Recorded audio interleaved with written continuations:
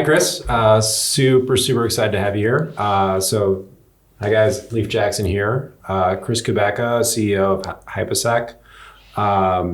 Excited to have you here. Oh, it's great to be here from sunny Amsterdam. Absolutely. All the way to here. Thanks for coming. What brings you in today? Doing some work on a course for Cybrary, as well as some other work during this Washington, D.C. visit. Oh, cool. So how'd you get into cybersecurity originally? So I originally got into cybersecurity because my mother was a robotics programmer on an industrial automation system to produce cars for Digital Corporation back in the day. Okay. And she was a single mom, didn't have any money for babysitting, so she would bring me into work while she worked and just set me in front of a green screen computer. And I was able to learn BASIC by the time I was 6. BASIC is a programming language. Mm-hmm. And I was absolutely fascinated with the fact that I could do things with the computer and it would do the things I wanted it to do. So, I really enjoyed computers. Unfortunately, when I was 10, I got into a bit of trouble with them. But when I turned 18 and I was allowed to use computers again, then I started working for the U.S. Air Force. Wow. I guess there's two kinds of people in this world. There's those that get told by computers what to do, and then those that tell computers what to do, huh? Yes, and I prefer the second. Absolutely. Yes. So now, tell me about your company. Well, my company does a lot of government-level advisement for various parliaments and governments that are a trading bloc and close allies, as well as high-level incident response for things that could involve nation-state cyber malicious activities. Gotcha. And you hire a good number of people in your company now. Can you talk to me a little bit about the kinds of skills that you look for, particularly for our audience who a lot of are looking to get into the space or develop themselves within the space? Well, I look for a variety of different types of people because each incident requires different disciplines within the field. And I don't primarily look for someone who has a pure mathematics or computer science degree. I actually look for individuals who have more, I would say, expanded experience and don't necessarily look for someone who absolutely must have a degree either, but I look at their passion, their talent, and their ambition, and whether or not they are continually educating themselves, because this is one of those fields where you constantly have to stay up to date on different things and be willing to learn new things.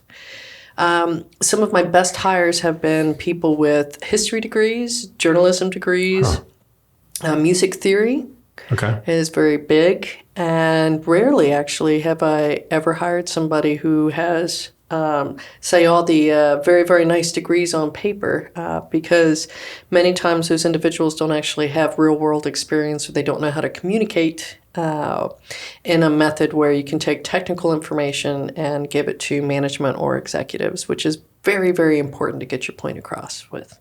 Gotcha. So in terms of those unique backgrounds, like what do you see in people before you hire them? Well, I like to try to figure out what their real passion is, discipline-wise. For example, I was interviewing an Italian gentleman, and his eyes lit up when I mentioned reverse engineering. And then he started rambling about how much he just loved it, and you could see the smile all over his face and body. And I was like, well, that's the area that you want to learn on, and you already have a bit of basics. So we're going to actually concentrate on that because I know that you will excel at learning that to a senior level in a fairly quick time frame. And he did. That's interesting. And so a lot of what you mentioned is like musicians are actually pretty good in the space. Do you have any theories as to why that is? Well, it does definitely change your perspective. Yeah. I myself play quite a few musical instruments for woodwind and brass, but I found that there's a propensity towards string instruments, whether that be piano, guitar, or everything in between.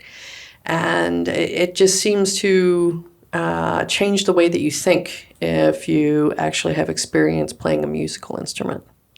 Gotcha. And in terms of how people have taught themselves from your employees, like how have you seen them develop themselves over time? Well, I've seen a bit of a mix because it can be quite expensive to get into the field to start learning if you're only concentrating on a US-based university course, or some of the commercial training courses can be very, very, very expensive. And I've seen successfully a mix between places like Cybrary, books, peers, and CTFs are very, very big. Gotcha. So just switching gears a bit, you have a couple books that you've recently written. Can you just talk a little bit about what those are? We have one right here, and who they are for. Okay, therefore the practitioner level of person who is looking at digital security. Okay. And I say digital security because that also involves IT, IoT, and ICS SCADA systems as well, because they're all digitized now. The first book was Down the Rabbit Hole, an OSINT Journey, which one of the main targets was the Panama Papers law firm, and showing how many vulnerabilities were available, but also looking at some other targets to have a bit of fun, and looking at about 20-some different tools of how you can accomplish different tasks. And the book that I most recently published in January is called Hack the World with OSINT, and it takes you on a journey over IT, IoT, and ICS protocols, and also explains the differences in the protocols. Because, for example, ICS protocol is not directly like TCP/IP. You have to use different tools and methods of communicating with it. However, these different types of protocols are everywhere in the production environment, whether you're talking about water, electricity, building control systems. And when these protocols were originally developed, they did not consider any sort of security. So, for example, the Modbus protocol will take a command from anywhere at any time without any authentication, because there is no authentication on the protocol. So you mentioned a little bit about ICS controls. That's the course that you're doing with us. So can you tell me a few of the trends in the space that you're seeing nowadays? Well, it used to be that ICS production environments were purely ICS production environments. But now, to be able to modernize them and digitize them, a lot of IT and IoT systems are being added into these environments. And that can be a good thing, but unfortunately, it can be a very bad thing.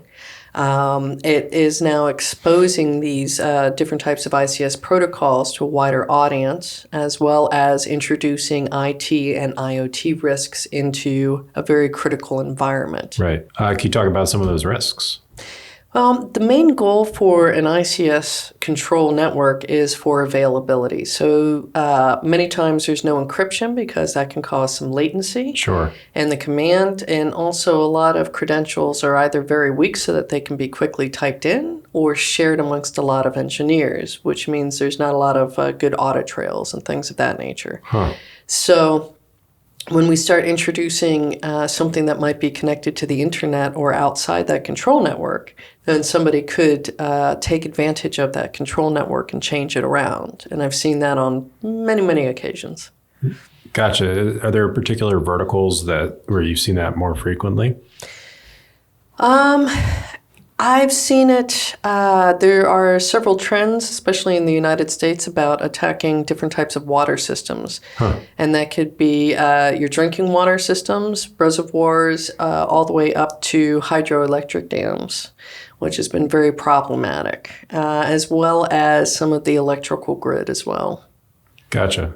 Shutting down the electrical grid or poisoning the Mississippi River would be pretty bad for the U.S., wouldn't it? Yeah, that would be a bad thing, a very bad thing. I myself like the electricity to work when I flip on the switch, and I like the idea of clean water coming out of the tap. Yeah. So who's responsible for protecting it? Is it business or is it government, right? And does that vary by control system? Well, it can vary a bit. The majority of control systems are actually privately owned in the United States. So think about all the different types of electrical companies or water companies. A major water company here in the U.S. is actually a firm out of the United Kingdom that's privately owned. And what the government tries to do is they try to have enough resources to be somewhat proactive when it comes to critical infrastructure like water and electric and so forth. But it's not actually their responsibility to secure those particular private systems. Interesting. They do try to reach out and have a lot of public-private partnerships. Okay. But it's still the responsibility of those particular private companies. And is that largely in the United States, or is that true globally? It's true globally. Okay. Are there any countries that are uniquely taking a different position? There are some. For example, Japan has now passed a law where they can, in preparation for the Olympics in 2020, can proactively hack any of their devices and patch them. And they are focusing a lot on critical infrastructure. So they've extended their legal reach to a lot of private companies in Japan. Gotcha. And we'll have to see how that works out for the government to be fixing a lot of different devices. And it sounds like a lot of the problems with the controls or the risks are simple passwords or sharing passwords or those kinds of things. Is that what you've seen in other systems that you've investigated? Absolutely. So the most juicy juice stuff that I find basically is juicy juice. I love juicy juice. is security misconfiguration. Okay. So weak configuration. And there are certain reasons why that used to work in control environments, but that doesn't really work anymore. So what do we do, right? I mean, there's everyone's got 10 devices out there. There's all these endpoints out there. There's so many ways to get in places. Like, how are we actually going to defend ourselves? Well, there's several ways. Not every single device has to be directly connected to the internet. I'll tell you that now. It's always good to have some sort of stopgap, whether that be a router, a switch, to segment your network. Even at your home, you should be segmenting your network to a certain extent. But also, if you can afford it, especially as a business, firewalls are great. They don't stop everything because obviously there's, you could have a vulnerability on the firewall or that could be misconfigured. But at the same time, if you actually don't connect something directly to the internet and pass it through a firewall, then you can minimize a lot of your risks. A lot of different attacks are quite successful because they're finding low-hanging fruit. And there's so much low-hanging fruit out there. That's the problem. Gotcha. Could you offer some examples? Well, there's a big problem with something called open DNS relays around the world. And we had thought that that problem was going away because you can use an open relay for DNS for different types of DDoS amplification attacks. But now the trend is there's now, I think the last time I scanned was about a month ago, there are now more DNS servers that are open relays, and that is because of different types of IoT devices. When they're churned out by the vendors, they are leaving a whole bunch of different ports open using older vulnerable libraries and older Linux kernels. And suddenly things that we haven't been seeing for 15, 20 years sometimes are making a resurgence of those particular vulnerabilities that can be exploited. So kind of bringing things back in style, so to speak. Right. It's like bringing back the Black Plague. Yay! Or 80s hair or whatever, right? Right. I mean, one or the other. Yeah. That's unfortunate. It is. I think on the 16th or the 18th of October, I'll be doing a talk back in the Netherlands on how IoT can be leveraged for cyber warfare. Gotcha. Okay. Well, let's talk about cyber warfare. So you have a lot of experience in cyber warfare. Can you just talk a little bit about your experience and what you're seeing nowadays? Well, we started seeing things early on when I was at Space Command and the U.S. Air Force. And then afterwards, when I was at Unisys, we started seeing certain trends and who was attacking and what they were leveraging. So back in 2009 in July, I was able to detect that a whole bunch of higher performance computers around the UK and Europe using higher bandwidth internet connections were infected by a particular type of malware that the North Koreans put out. So then those computer systems, leveraging their speed and their performance, were then aimed at the South Korean infrastructure to try to take them down as part of a three-wave attack against the South Korean country. And in 2012, I was involved with helping to restore international business operations for Saudi Aramco when the Iranians attacked them. And they, again, used a particular type of malware called Shamoon, where we even had a burning American flag as it was deleting the master boot records of the computer systems that were infected. And these types of trends are getting more and more. Because it's much easier to launch, quote unquote, a digital bomb from across the world or a different country than it is to send somebody to a physical location. And it's still quite easy to attack an organization with a phishing attack. Interesting. And do you think it'll change the kinds of skills that are being developed in our defense industry, for example? Like, because a lot of war is now cyber war, right? Yeah. So how do you think it might change? Well, I think it's already changing. So we have recognition from U.S. Cyber Command and U.S. Army Cyber Command of the particular risks.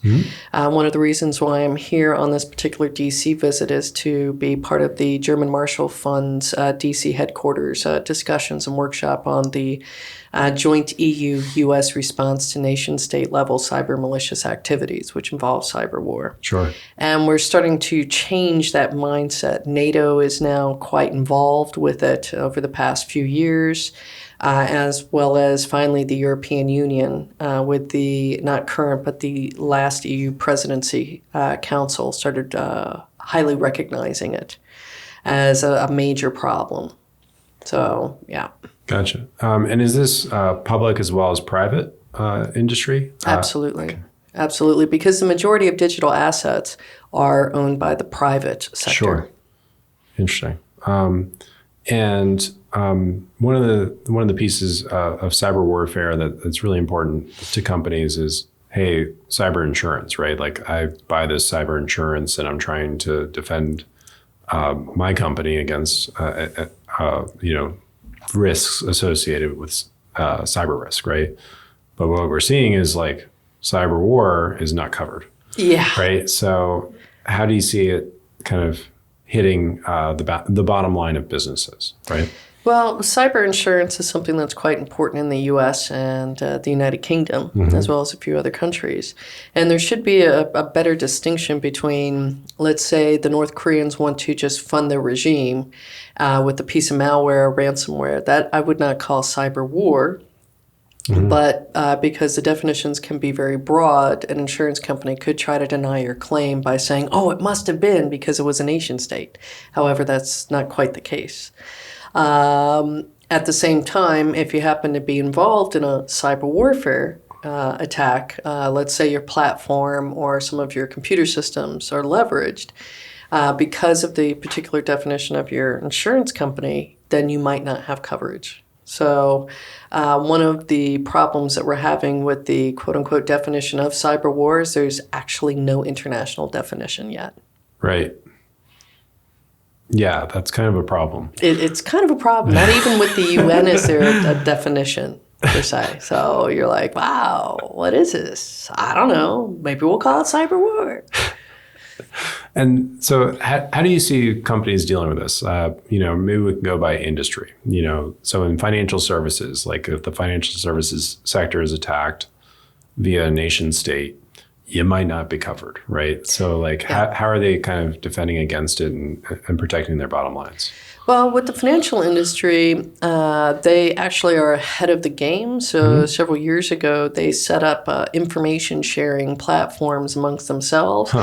Because it's nowadays you can start seeing trends of which areas of the financial markets are being hit, and they need to communicate with each other. There are other industries that try to do something similar, but there's still a lot of competition between them. Sure. So it can be very problematic. For example, the aviation industry has an ISACA here in the U.S. and in Europe, but because of the competitive nature between Boeing, Lockheed Martin, and Airbus, they don't all communicate. Interesting. How about in like the utility sector? They do have information sharing platforms, but they still are not as communicative as, say, the financial markets. Okay. So information sharing is obviously critical in order to defend against everything. Yes, absolutely. I'll give you a good example. When I was at Aramco, we had an anonymous campaign against the petrol industry called Op Petrol, and they targeted Aramco, Rasgas, and Qatar, part of ExxonMobil International Operations, the Malaysian National Oil Company, and one of the Russian oil companies. And although we did not have formalized agreements between ourselves because we were competitors, we still utilized our network to keep communicating during the series of attacks to make sure that we could see what was coming and warn each other. Gotcha. And obviously that happened also very recently in Saudi Arabia. Yeah. Can you talk a little bit about how that might have happened and what are some things they could have done to prevent it? Well, since late last year, and especially picking up steam this year, there have been several drone attacks against Saudi Aramco. Yeah. And this is very problematic because this is a new type of threat that was not actually planned for. Sure. As well as certain rebel groups getting a hold of rockets and firing them at the infrastructure, which can be a very bad thing. Now, there are a couple of things that can be done when it involves drones. Drones, unless they're a military-grade drone, is actually using what's called the civilian segment of the GPS spectrum. And you can actually manipulate the signal to throw off a drone. The Russians are very, very good at that. They actually have a electronic warfare center set up in Syria that has been messing with the civilian GPS portion. However, it's had some negative consequences. So one of the Israeli airports falls in that sphere because it's like a site-to-site with limited range. And because pilots use the civilian portion for commercial aircraft, they can no longer take off or land just using the GPS. So they have to have a different type of training to make sure that they can do manual takeoffs and landings at those airports in Israel. Interesting. But it diverts the drone attacks, which have hit the Russians on several occasions as well. Gotcha. So Russia's somewhat leading the pack there. Yes, they've actually offered to help Saudi Aramco with their drone problem by setting up something similar for them. Wow, that's cool. Yeah. So I guess there is collaboration. Well, it's one of these things where it's kind of necessary because about 25% of the world's energy in one way, shape, or form comes from Saudi Aramco. Yes. So it's kind of important to protect 25% of the world's energy. Yeah, that would be very bad if it went away. Yes, it would. We don't want that. It would be very bad on a number of levels. On a number of levels, yes. Because think about all the things that are made from petroleum, from fertilizer to clothing to everyday items to medical supplies. And it's not just putting gasoline in your tank. Sure, absolutely. You mentioned space a little bit as well. So can you talk about your work in the space field? So I started in the space field with the U.S. Air Force's Space Command at Buckley and over in Colorado. And my primary responsibilities involve the security of the command and control systems and interfacing a lot with my first SOC, a space operations center, and dealing with solar weather as well. And a lot of our audience is in a different form of SOC. yeah. Yeah. So in April, I was at the Space Command headquarters for a particular closed conference with a whole bunch of very interesting people. And we did some work on a couple of the problems that we're facing, different types of emerging technology. And what I did was in June, I used some of that experience, and the University of Oxford and De Montfort University funded a space hackathon at Royal Holloway University in the UK. And what we did was we turned around the grand challenge to a group of PhD students to go, all right, here are some of the problems that we have with existing space and some of the problems that we're having with new space, because new space involves industrial IoT systems in space. Yay! Not really. And so, you have to deal with the fact that most space assets do not encrypt still. Right. Because that causes a slowdown in the operations. You're looking for availability in space. And any extra step could be bad. As well as they use a lot of what's called technician backdoors to be able to, just in case, still be able to get into the system if all of the other methods fail. And we've seen that in regular IT systems posing a lot of problems because it really is a technician backdoor.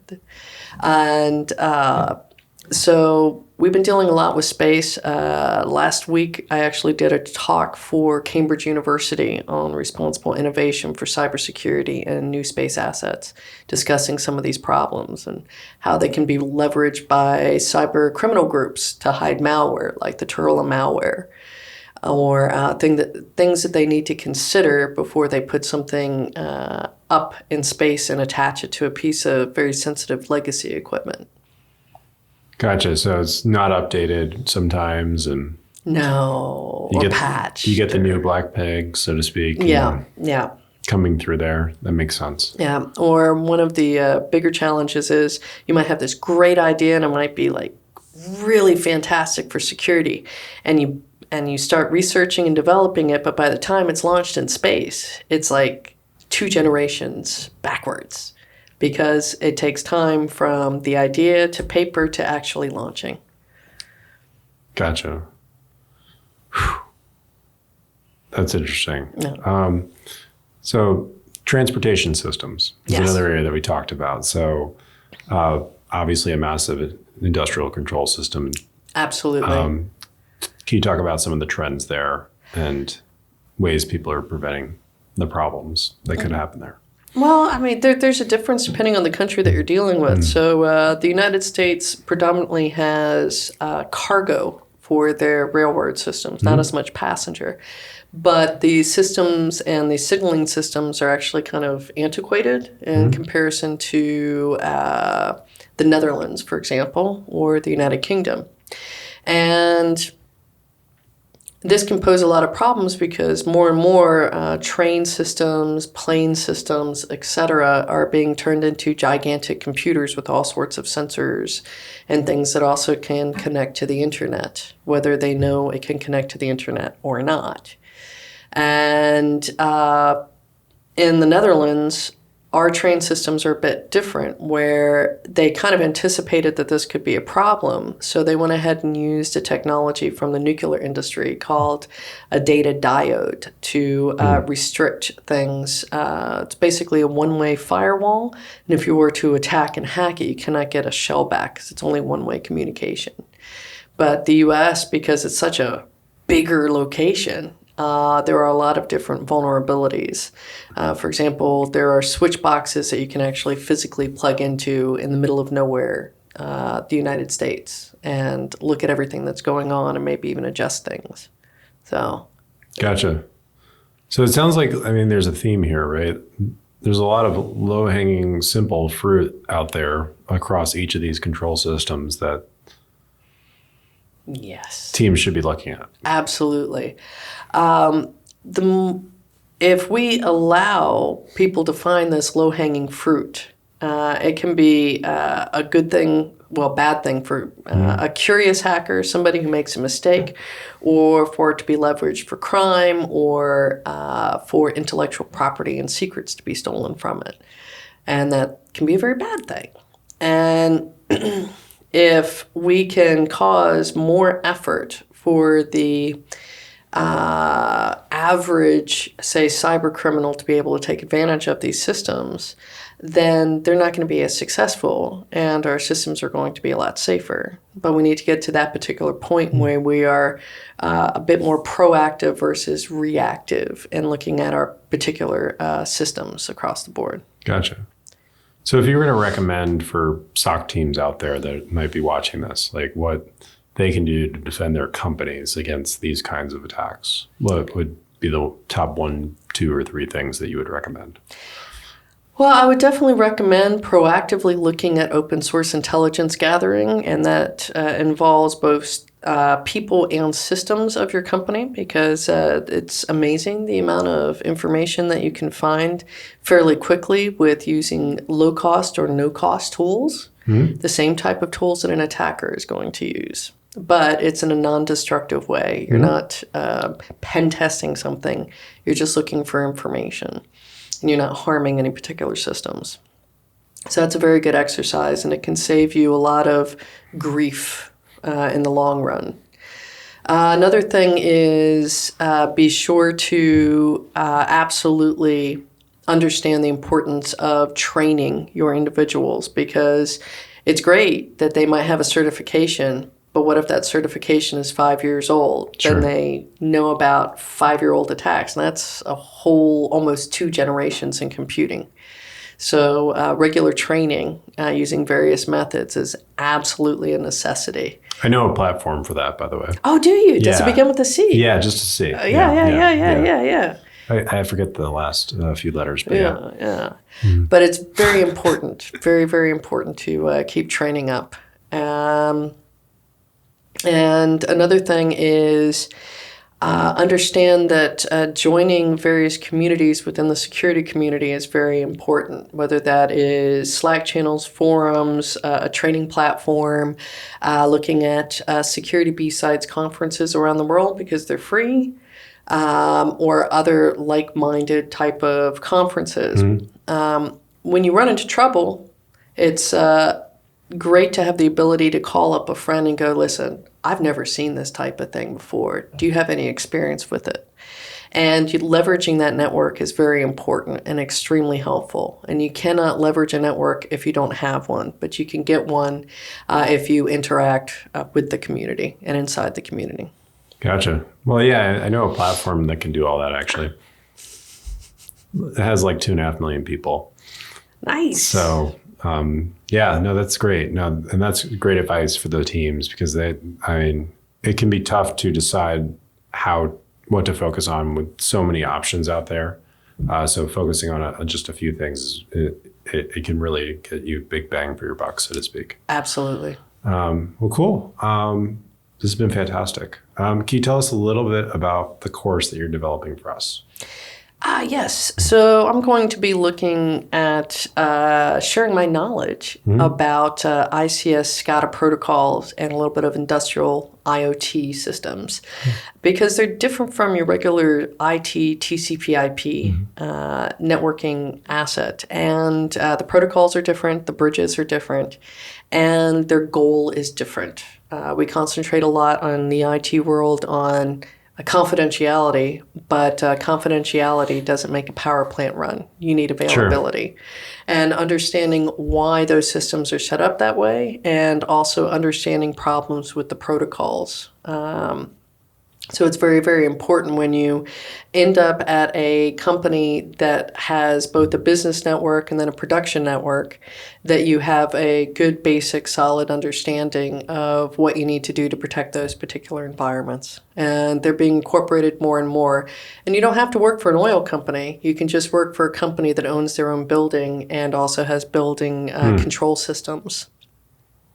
Gotcha. Is there anything else that I didn't cover that you wanted to kind of say to the audience?